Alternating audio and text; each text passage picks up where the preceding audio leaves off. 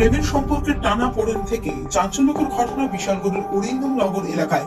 অভিযোগ, প্রেমিকার সঙ্গে বিবাদের জেরে তাকে চিরতরে সরিয়ে দিতে সুপরিকল্পিতভাবে বিষ খাইয়ে হত্যার চেষ্টা করে প্রেমিক আরমান নামের এক যুবক। জানা গেছে, একই এলাকার বাসিন্দা ওই প্রেমিক যুগলের মধ্যে দীর্ঘদিন ধরে বিভিন্ন বিষয় নিয়ে মতবিরোধ চলছিল। সেই বিবাদের জেরে বুধবার দুপুরে প্রেমিক আরমান প্রেমিকাকে বাড়ি থেকে ডেকে নিয়ে যায় কিছুটা দূরে নির্জন এলাকায়।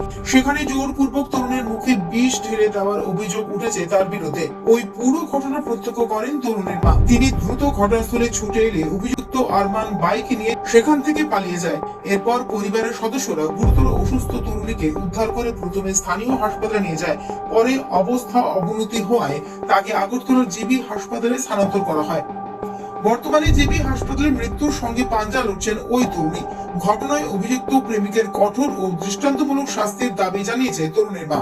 কালকে দুপুরবেলা 2:30টার সময় ছেলে ফোন করে লইয়া গেছে। ফোন করে নিয়ে ওষুধ খাওয়াই দিছে, কাশি ওষুধ। গলার চিকা দিয়া 2:30-3টা বাজে গলার চিকা দিয়া খাওয়াই দিছে। ধইরা এবার মায়া খাইতেছে না, জোরাবুরি করে খাওয়াই দিছে। তারপরে আমি দেখালাইছি, মায়া চিল্লান দিছে দুইটা দন। আমি দেখালাইছি বেড়ার ফাঁক আছে না, ফাঁক দিয়ে দেখালাইছি। কারণে এবার মায়ারে ফালাই, বোতলটা ফালাই দিয়া শব্দ মুখ গিল গিল গিল মায়া গিলালাইছে টরে। এরপরে গিলালানে মায়ারে ফালাই দিয়া পাত্রে বাইকটা দৌড়ে গেছে গা।